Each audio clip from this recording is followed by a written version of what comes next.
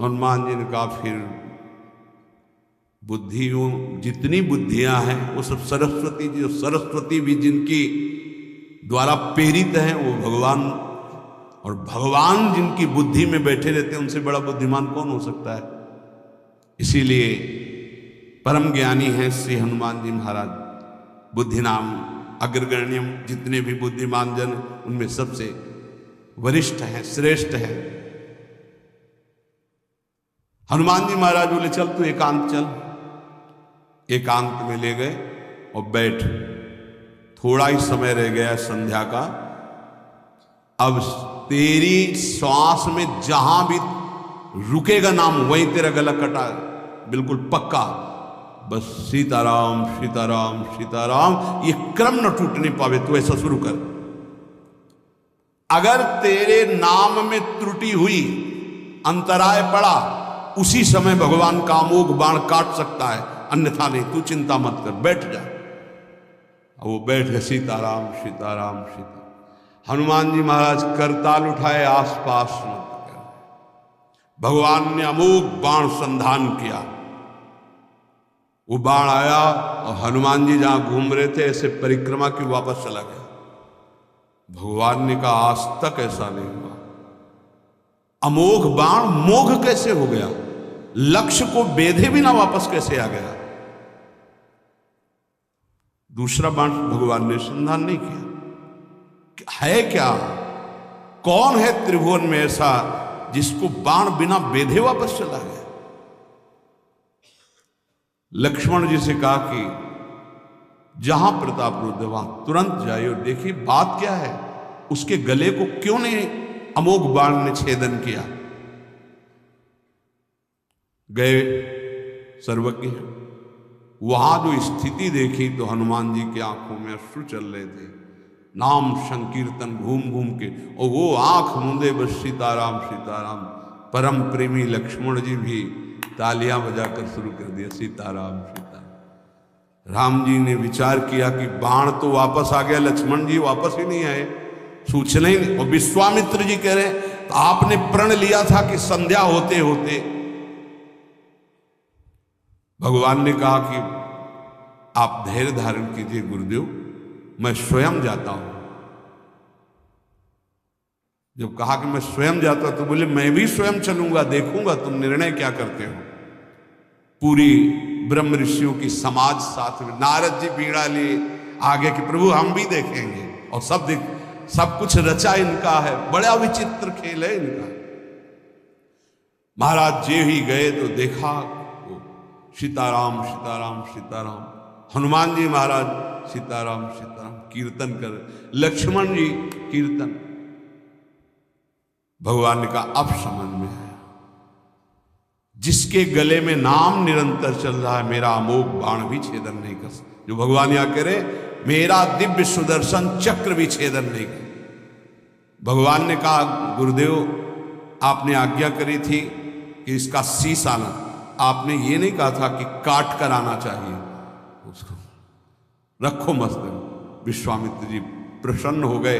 नारद जी ने कहा प्रभु इसमें न प्रताप रुद्र का दोष है न ब्रह्म ऋषि विश्वामित्र जी का।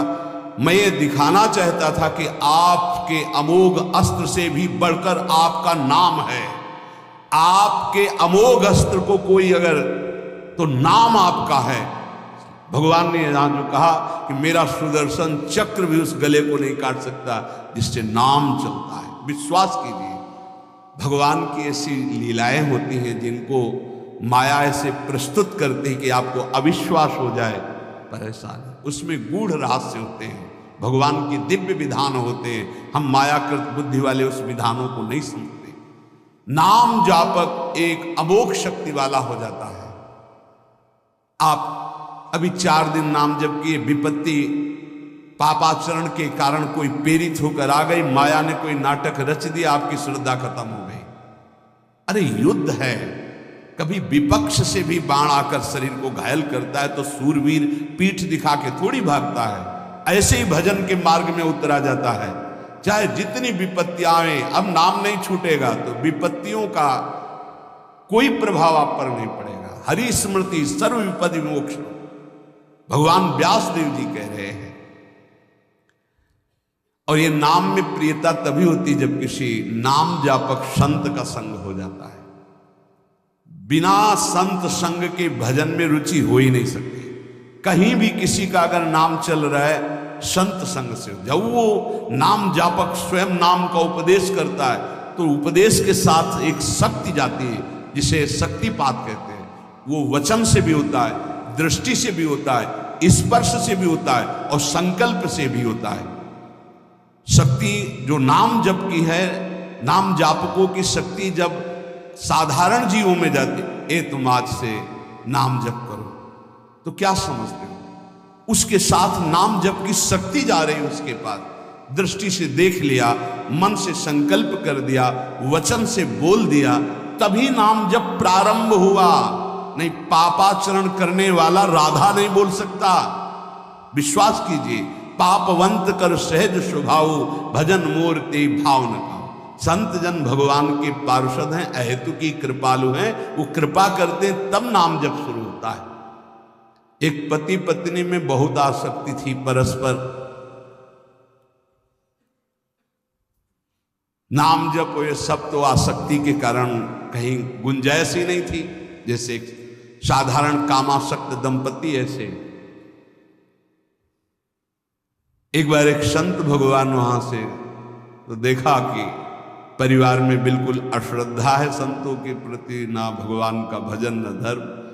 तो सामर्थ्य भजन से जो जितना करता है, ऐसे उनको देवर्षि नारद जी मिल गए। तो नारद जी से कहा, परम कृपाल हो, ये दंपत्ति इस घर में रहते हैं, बहुत आसक्त हैं, क्या इनकी परस्पर आसक्ति हट सकती है और भजन हो सकता है? बोले तो ऐसे हो जाएगा, चुटकी बजाते। बोले इतना आपस में प्रेम करते हैं कि उनका मन ही नहीं हटा सकते आप। बोले आप 2-4 दिन में फिर कभी आना तो देखना, ये साष्टांग दंडवत करके आपको प्रसाद पवाएंगे, ऐसी इनके अंदर भक्ति आ जाएगी। नारद जी गए, पति कहीं बाहर कार्य से गया था, पत्नी कहा कैसे आप संत भगवान कैसे आए? एक खास बात बताने आए हैं। क्या? ये जो तुम्हारा पति था ना, ये पूर्व जन्म का नमक बटोरने वाला नोनिया था। बोले नहीं प्रभु, ऐसा नहीं। बोले रात में जब सो रहा हो तो तुम उसकी त्वचा को चाट के देखना, बिल्कुल हमारी बात सत्य मिलेगी। तुम जो इतना प्यार कर रहे हो तुम्हारे काबिल नहीं। ऐसा कैसे हो सकता है? पक्का। कहाँ खेत है तुम्हारा जहां पति गए? बता अमुक जी, नारद जी। कैसे बाबा जी? बोले एक बात बताने आए, जिसको तुम पत्नी को बहुत प्यार करते हो ना, नागिन है पूरी। बोले आप कैसे कर? बोले हमें त्रिका लग गए, हम जानते हैं। बोले अगर परीक्षा करनी हो तो रात में सोने का नाटक करना, देखना जबान निकाल के आगे। देवर्षि नारद जी ने अब वो कि बाबा जी बोल गए थे कि तो रात में वो सोने का नाटक, डर भयानक उसके सता रहा था कि नागिन है पास में। अब वो जब चाटने होगा, जो ही जवान निकाले फिर समझ गए वो, और चिल्ला पड़े वापस। बड़ा तो दृष्टांत सागर का है ये। तो अब रात तो बहुत विघ्नकारी हो गई, आपस का प्रेम एकदम खत्म।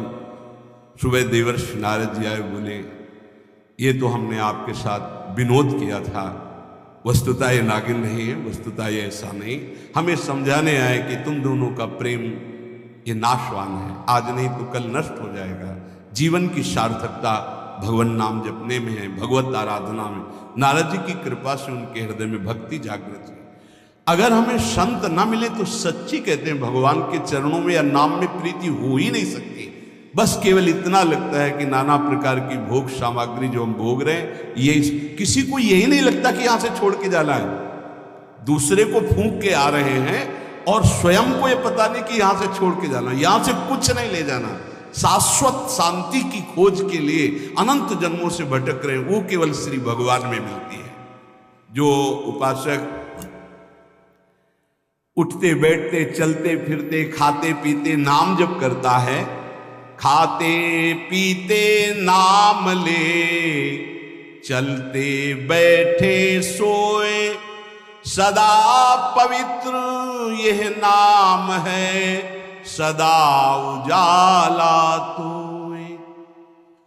जो उठ नाम जपने के लिए जरूरी नहीं है कि आप पद्मासन लगा के बैठे, आप आसन में बैठे, नहीं। गृहस्थी धर्म में आप खेत जा रहे नाम जप करते हैं, आप एक एक फावड़ा चला रहे नाम जप करते हुए, क्या चला जाएगा? बड़ी सामर्थ्य नाम में, एक अमोघ सामर्थ्य नाम में। आप विश्वास कीजिए, एक नाम भी व्यर्थ नहीं जाएगा। अश्रद्धा से भी नाम उच्चारण कर लिया, भारी पड़ेगा यमराज के हिसाब में। मान लीजिए ये माया का ऐसा प्रभाव है जो आपको भजन में नहीं लगने दे रही। इसका कार्य है आपकी श्वासों को व्यर्थ करना। देख लीजिए, कोई दृश्य दिखा के, कोई भोग भुगा के, कोई बात के चिंतन में फंसा के, किसी क्रिया में लगा के, इसकी चाल है कि भजन ना होने देना। दो शक्तियां भगवान की ये प्रबल, एक माया शक्ति विस्मरण और भक्ति शक्ति स्मरण। ऐसे तो अनंत शक्तियां हैं, पर विशेष प्रभावशाली ये दो शक्तियां हैं भगवान की। एक है जिसकी शरण में जीव आ जाए तो भगवत स्मृति में तन्मय कर दे, समस्त दुखों का नाश करके, भक्ति। और एक माया शक्ति भगवान का विस्मरण करा दे। हम सब माया शक्ति के द्वारा फांस लिए गए हैं। वो हर चाल यही चलती कि भजन छूट जाए। आप देख लो, कोई मिलेगा, कुछ खान पान दृश्य भोग क्रिया सब में भजन छुटाने की सामर्थ्य है माया के द्वारा। और भक्ति का जब प्रभाव चलता है तो एक एक कवल जा रहा है राधा राधा राधा, जल पी रहा है राधा राधा राधा, कार्य कर रहे राधा राधा, बड़ी सामर्थ्य। खाते पीते नाम ले, चलते बैठे सोए। यदि हम सोने जा रहे हैं तो मानो हमारा जैसे मरण के समय स्थिति ऐसी होनी चाहिए। पता नहीं जगे कि ना जगे, ये आखिरी रात हो, क्या पता। रात ही में सोते सोते दिल फील हो जाए, इसका क्या पता। तो सोते